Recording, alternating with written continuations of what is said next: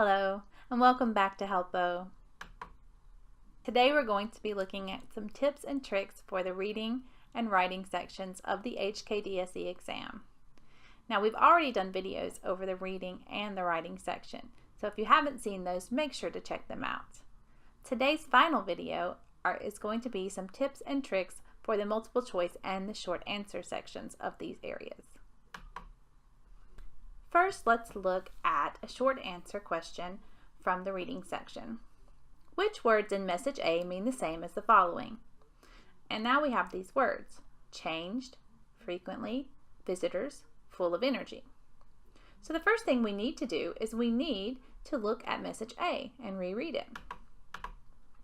All right, so let's look at message A and what it says. We spent 6 years in Hong Kong, 3 years before the handover and 3 years after. It is surprising just how little Hong Kong has altered. We continue to visit Hong Kong often, and the only important change we have seen in the great influx of tourists from the mainland. Hong Kong remains a fabulously vibrant place, which continues to develop at the leading edge of Asia and world commerce. It remains the safest major city I have ever visited. So this is the reading that we were presented with. And in this reading, we can see that there are some words that may relate back to our vocabulary. So as I'm reading over this again, I'm going to underline those words. I'm reading, I realize what my question is, I'm thinking about the words, the vocabulary words from my question, and I'm going to underline some things that I think may relate. Altered, often, tourist, vibrant. These are the things I've underlined because these are things that I'm thinking would relate. And what I can do is I can fill in the words that I'm looking for the same meaning as into the sentences. So let's look at A, for example, to see how to do that. A's word is changed, and I'm thinking altered could be the right word that has the same meaning as changed. So what I'm going to do is I'm going to look at that. I'm going to say, it is surprising just how little Hong Kong has altered. It is surprising just how little Hong Kong has changed. And we can see that the changed fits in that sentence very clearly without changing the meaning or the context of the sentence. So then we understand now, okay, this has the same meaning, and we can move on. And we can do that with frequently for often. We can do that with visitors for tourist, and we can do that with full of energy for vibrant. So let's take a look next at message D of the reading section. Look for words or expressions in message D that are the opposite in meaning. Okay, so this time it's asking us to look for things that are the opposite. All right, so we're going to look at the words negatively, independently, admit. All right, then we're going to go back to message D like we did before. And in message D, we're going to read that. And we're going to be thinking about what we need to address. But we're also going to remember opposite. We're not looking for the same meaning this time. We're going to be looking for opposite. So first we might read through it again, and then we're going to read through and probably do some underlining. As you can see here, I've done some underlining that will help support us in this thinking pattern. I grew up in Hong Kong and now study in England. I was only 9 when Hong Kong was handed over to the Chinese government, but I can certainly say that things have changed positively in general.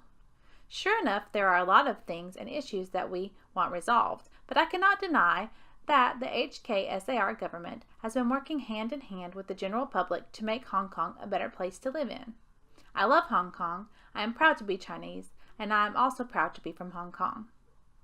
So here we have question D, and we can see I thought about the words that we were asked to find the opposite meaning to: negatively, independently, admit. And I've underlined some things in my reading, right? So now I can do what I did earlier. Opposite. The opposite of negative would be positive. So negatively, the word we're looking for is positively. And if I go back and I put that in my sentence, if I put that in there, it's going to change the meaning of the sentence completely. It's going to turn the sentence into the opposite. So let's look at that. I can certainly say that things have changed positively in general. All right, if I want the opposite of that, then I'm going to say, I can certainly say that things have changed negatively in general. So because when I put that word in, I fill that word in, it changes the entire meaning of the sentence, then I now understand, okay, then that's a good word, a good term to use as the opposite for negatively. Independently, hand in hand. When we work hand in hand, we're working together, right? So the opposite of independent is to work with someone together. Admit. Admit, when we admit something, we speak it out, we say it, we say the truth. Or if we're not going to admit, well, then we might deny. So we can find that deny would be the opposite of that word. All right. So next in the reading, we have a question about tone, right? So it asks you to look at this poem that we had read in our reading, and it says, what do you think the tone of the poem is? So the first thing we're going to do is we're going to look at the options, the answer options. What is the tone of the poem? Amusing, sad, reflective, bitter. So now that we've thought about that, we're going to consider the poem. We're going to go back and read it, and we're going to consider it. The choosing. We were first equal, Mary and I, with the same colored ribbons and mouse-colored hair, and with equal shyness. We curtsied to the lady counselor in copies of Collins' children's classics. First equal, equally proud. Best friends, too, Mary and I. A common bond in being cleverest, equal. In our small school's small class. I remember the competition for top desk or to ride around the lesson at school service, and my terrible fear of her superiority at sums. I remember the housing scheme where we both stayed, the same houses, different homes, where the choices got made. I don't know exactly why they moved, but anyway they went. Something about a 3 apartment and a cheaper rent. But from the top deck of the high school bus, I'd glimpse among the others on the corner Mary's father, muffled, contrasting strangely with the elegant greyhounds by his side. He didn't believe in high school education, especially for girls, or in forking out for uniforms. 10 years later, on a Saturday, I'm coming from the library. Sitting near me on the bus, Mary, with a husband who is tall, curly-haired, has eyes for no one but Mary. His arms are round and the full-shaped vase that is her body. Oh, you can see where the attraction lies in Mary's life. Not that I envy her, really. And I am coming from the library, with my arms full of books. I think of those prizes that were ours for the taking, and wonder when the choices got made that we don't remember making. So here we're searching for the tone. So there are certain words we're going to look at. All right, as we think about the tone of the poem, we can look at some of these: amusing, sad, reflective, bitter. Okay, well, we know it's not amusing for reading it. You know, we recognize that it's not amusing, so we can sort of narrow that out right now. So we have sad, reflective, and bitter. Well, if we look at some of the words, she's talking about the past and about someone who used to be a dear friend of hers, but she's not speaking about it in a sad manner. It doesn't seem like a missing or depth of sadness. It's really focused more in a way of telling about the history that she has with Mary. All right, so we can probably say sadness definitely isn't a very good option because we don't see any words that indicate sadness as we read through the poem. So we have reflective and bitter as probably the 2 best options. And as we look, she talks about the differences and the things that they were the same with. But she's not speaking about them in a bitter or angry or uncomfortable way. And she even says, not that I envy her really. So we're going to assume that most likely we can see reflective as the best choice. And let me explain why we know this is the best choice. We're going to look at some of the wording. She said, we were first equal, Mary and I. We curtsied. I remember. So we can see a lot of things about memory and remembering. They went. So it's the past, right? When we look back at something, we're reflecting. 10 years later. And then she literally tells you she's reflecting. She says, I think of those prizes that were ours for the taking and wonder when the choices got made we don't remember making. So here this whole statement is really telling you that she's being reflective of the past. So that's going to be our best understanding of the tone from this poem.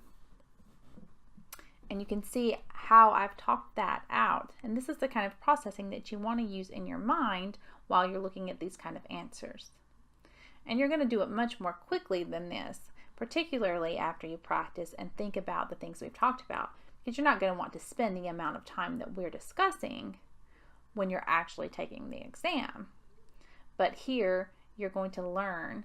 That's why we're talking about these tips and these tricks and recognizing these things, so that you can learn how to do them quickly when you do take the exam. So let's look at another question. In this question, you're asked to rewrite a report in a more formal way. So it gives you some information and it asks you to give one word to replace the following colloquial expressions. Well, the first thing you need to ask yourself is what colloquial means.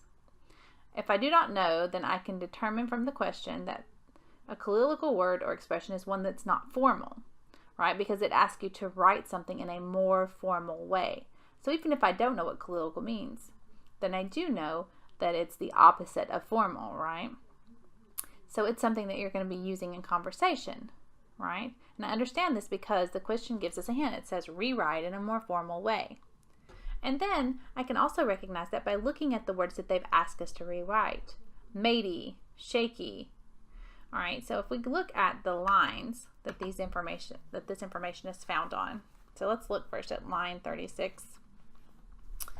But to get it right takes a lot of input, positivity, and encouragement. Most boys respond well to a good matey, sometimes physical approach. It does not matter whether teachers are male or female. So here's the statement from the report. So we can say, good matey. All right, so that we recognize that's a colloquial thing. So if we want to provide a response that is more formal, then we need to think about what that means, right? So when we're talking about matey, we're talking about boys, right? So the boys are who we need to be discussing.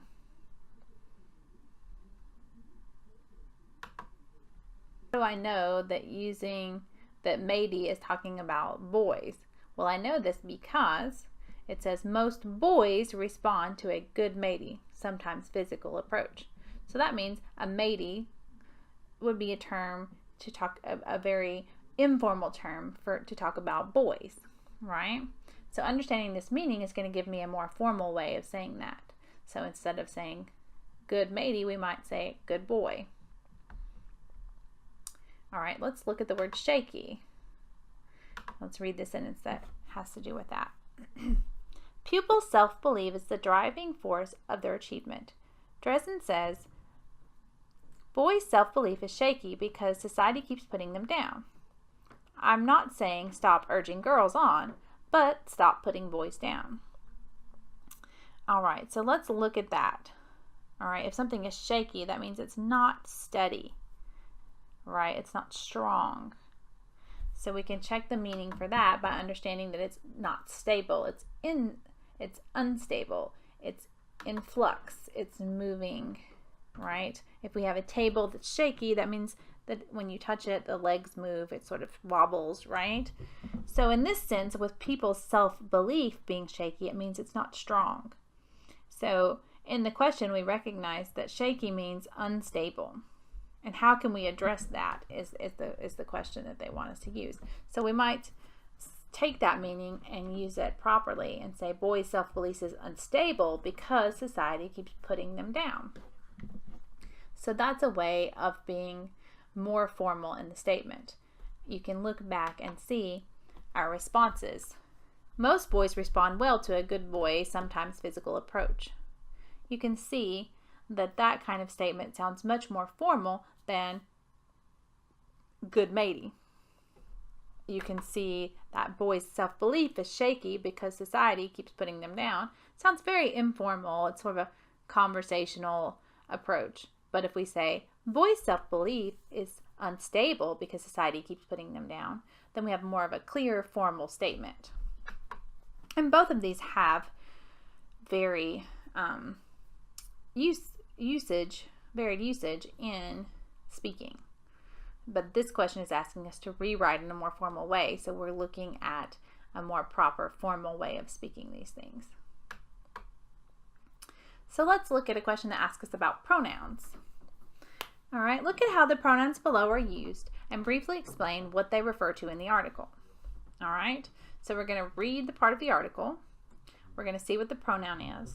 It tells us where to look. So going back, we're going to see paragraph 1, line 10. Boys educationalists like Dr. Paul Baker of Waitaki Boys High School and educational consultant Joseph Dresden believe boys' education is on a slippery slope, that without research into the issues and ways to put it right, society could pay dearly. All right, if we look at that statement from the paragraph, then we recognize that the thing they're referring to, is the education of boys, right? Because it tells us educationalist, education consultant, boys education. All of these statements tell us that what they're talking about are the education that boys are dealing with, right? So next we're going to look at paragraph 7, line 73, and we're going to look at the pronoun they. Dresden agrees with the top level of governance in education is continuing to deny the problem. I'm very sad at the lack of leadership at the top government level. They are insisting on perpetrating a strong social imbalance, which is gradually becoming a crisis. So let's look at some words that tell us they. Who are they referring to when they say they? Well, we look at it and it says they disagree that the top level of governance. It's very sad that the lack of leadership at the top level of government are perpetuating that strong social imbalance, causing crisis. All right, all these statements tell us what is the they they're referring to. They are referring to the government, the top level government, the leadership. All right, so these are some of the questions that are multiple choice and short answer from the HKDSE exam. We hope that you find these videos helpful, and we hope that you will seek out one of our fantastic tutors at Helppo.com.